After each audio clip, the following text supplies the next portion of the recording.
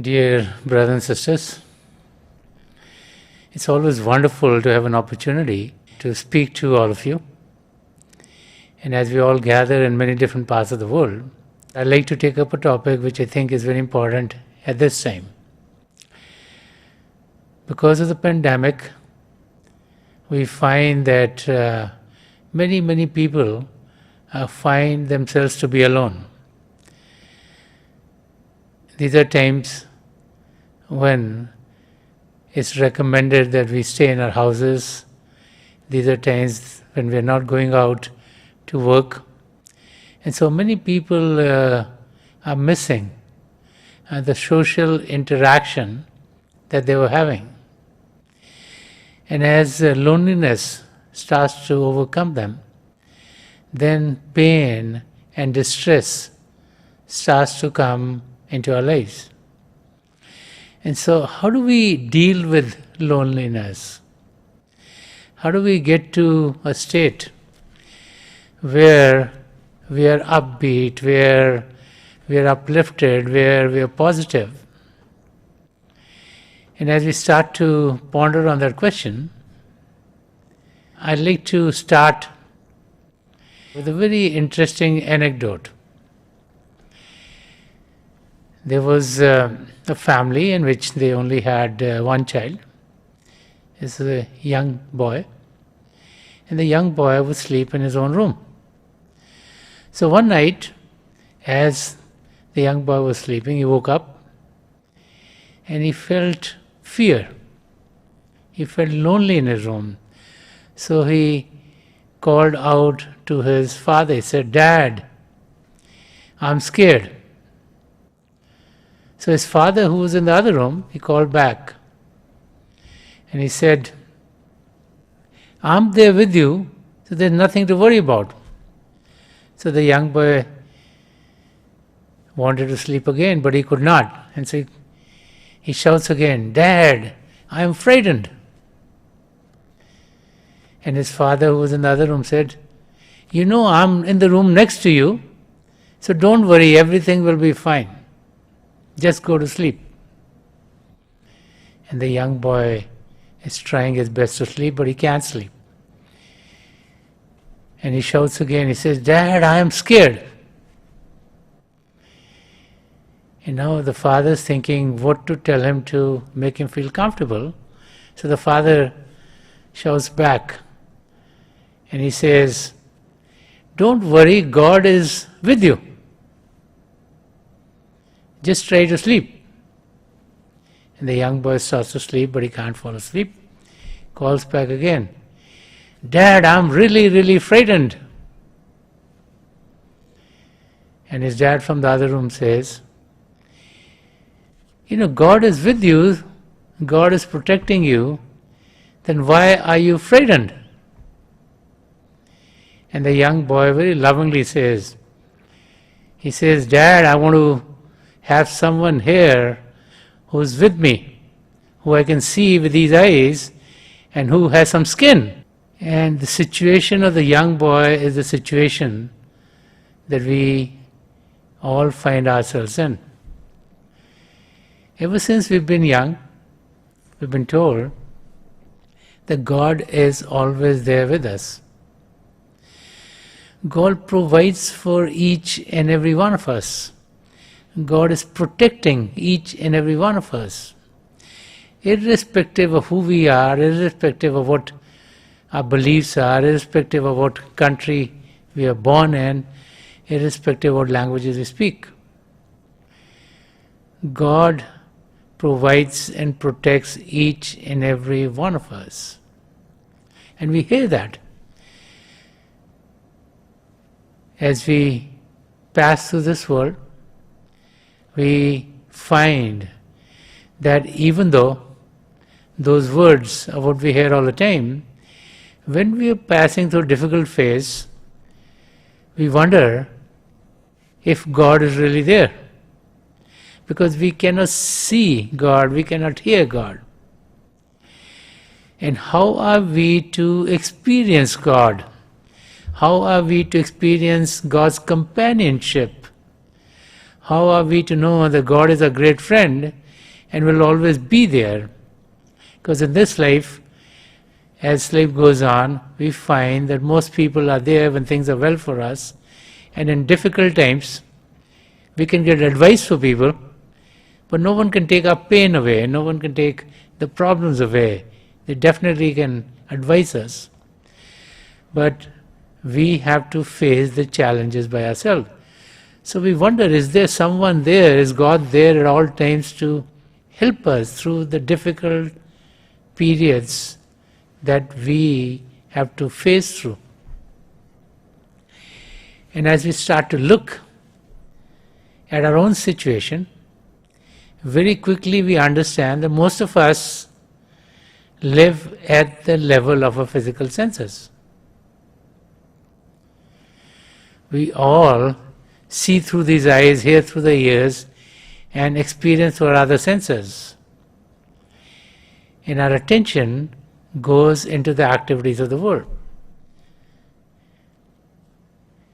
Not only are we endeared by what we see, but many times what we hear can have many, many responses come out of us. If we like something that we hear, it could be very joyful, it could put us in a happy mood.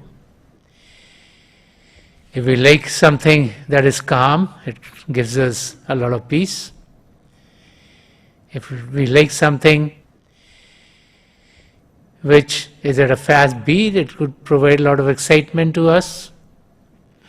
And so different kinds of sounds and different kinds of music in the world outside that we hear can have us go through different states and experience different states. Not only do we hear the words of other human beings, not only do we hear music coming through our phones or through the radios or the televisions or iPods, we try to listen to that will give us some enjoyment. And what we realize is that the music that is coming is made by some musician. And the music is an expression of that musician, whether it be the lyrics, whether it be the composition, whether it be how many instruments are put together and they're played. There's some musician who's putting those things together. And it's his expression or her expression that we experience through the music that we hear and the kind of responses to that music. Little do we realize that deep within ourselves is a music which is far, far beautiful, far, far peaceful, far, far enchanting, far, far calmer, far, far lovable than anything else that we hear on the outside.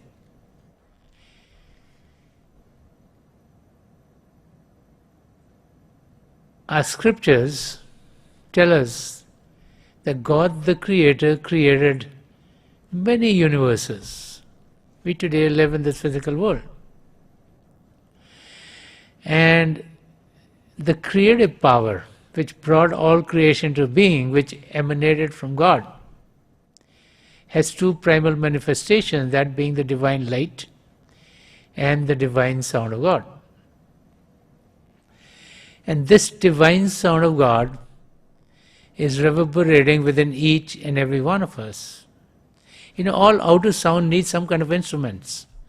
Whether it's the mouth through which we speak, whether we listen to the dogs barking, whether the cats are mewing or other birds are chirping. You know, you need something to make that music happen or the sounds come out. But God the Creator has put this music into play, which brought all creation into being, and that music, that divine music, is within each and every one of us. Now, if we were to learn the techniques of being able to connect with the divine melody within, then we would realize how calming, how peaceful, how enchanting this divine music is. And as we connect with it, what happens is that our spirit, our soul, it soars. It rises above physical body consciousness. It starts to go and experience realms beyond the physical. Those realms which are occurring concurrently with this physical world of ours. Those realms that can be accessed once a single eye or a third eye is opened. The single or third eye, which is also called the Divya Chakshu or the Shiv Netra or the Dasmadvar, is closed at this time. So there is no mechanism for us to go within. But once this mechanism is open, because it's not a mechanical mechanism, it's a spiritual mechanism. Once this gateway is open, then our soul can soar into regions beyond the physical. Regions which are more ethereal, regions which are more spiritual, regions which are more calmer, regions which are more peaceful. And as we connect with this divine current of light and sound within ourselves, then we're uplifted and we start to go on the journey back to God. The journey back to God is a journey of love. It's a journey of light. It's a journey of divine sound. As we experience the divine current of light and sound within ourselves, the love of God starts to impregnate each and every pore of our being. And then we experience love oozing out from us. And not only are we loving ourselves, but as we connect with this divine power within ourselves, the clarity of our vision starts to take place. We become more wise. Wisdom, which comes from the Creator, which comes from God, we start to tap into the source of all wisdom. And then we realize that as we get wiser and wiser, as we start to understand the intricacies of creation, as we start to understand the intricacies of our relationship with the Creator, then we realize that a transformation starts to happen by itself from within. As more and more of the love of God is experienced by us, we realize that everyone else is also here because of the Creator. That we are all coming from the same source. We are all children of God. And automatically one becomes a person who is then full of selfless service. Selfless service means extending a helping hand to someone else. Selfless service means that when we extend a helping hand to someone else, there are no expectations of any rewards for us in any manner. Selfless service means that we as human beings can bring joy and happiness into the life of those who are going through a difficult period. Selfless service means to help not only those that we are physically connected to, those who are a part of a physical family, but each and every one who needs help. And as we start to experience this change in us, we find that as we extend a helping hand to someone, then we get happy on the inside. It gives us great joy to be able to help someone and relieve their pain. And the joy that we receive as we relieve the pain of someone else, no words can explain that joy. It's something that one needs to experience for themselves. And so that transformation, which comes from within, which comes because we're connected with the divine light and sound of God, which comes because we have connected with the creative power, which comes because our soul now is soaring into regions beyond the physical. And with help and guidance, we are then experiencing more and more of the Creator.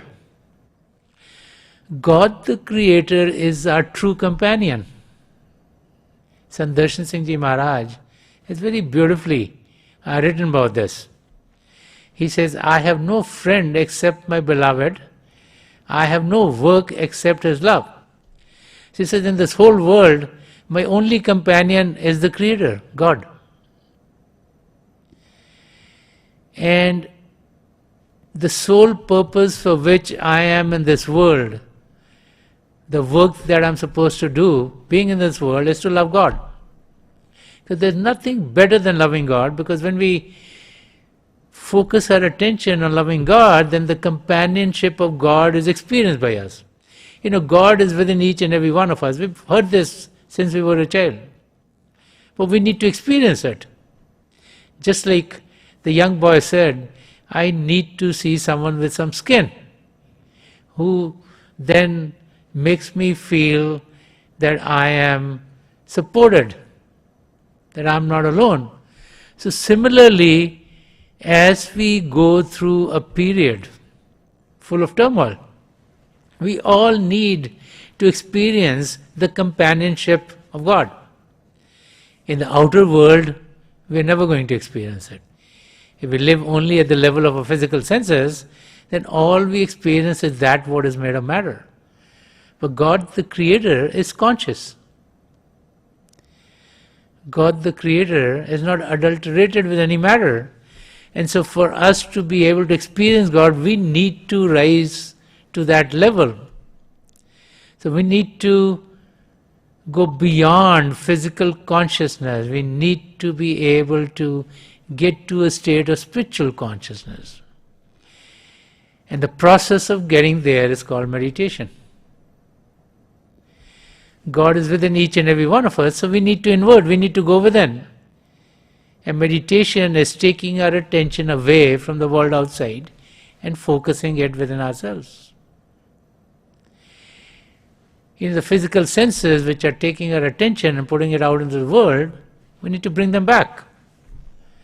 So to meditate, what do? First we find a quiet place to meditate. It could be any place in the house, it could be a corner in the house, it could be a sofa, it could be a chair, you can meditate on the floor, whatever feels comfortable to you. But the area should be quiet. Because if there's any noise coming in the area, our ears would hear it, we would be distracted. More than one person can sit together and meditate. We just want to make sure that no part of our body touches the person next to us. So that if they move, we are not distracted, so a sense of touch is withdrawn. We're definitely not going to eat anything as we meditate, so a sense of taste is withdrawn. We feel that God created the whole universe. Every place is holy. So there's no need to make the area more spiritual by lighting incenses or doing other things.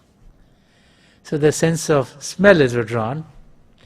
And as we find a place and we sit down in a comfortable pose in which we are not going to be moving, because we need to be still, we close our eyes. And as we close our eyes, our eyeballs should be straight, focus 8 or 10 inches in front of us. Just like at home you watch TV, your eyes are glued to the TV. So right in front of us, to us it will look like that a show is going to start. In the beginning there could be darkness, but pretty soon in the darkness in front of us, light will sprout forth. Flashes of light, circles of light, lights of various colors is what we experience. The light of God is not coming from the outside. The light of God is within each and every one of us. The divine sound of God is within each and every one of us. As we connect with that creative power, will find that many, many other vistas will open up, spiritual vistas, which give us peace, which makes us experience the love of the Creator, which put us in a state of hope, of positivity, of realizing that God is with us. Because we realize that this light and sound is not coming from the outside, that this is the creative power which is within ourselves and we're experiencing within.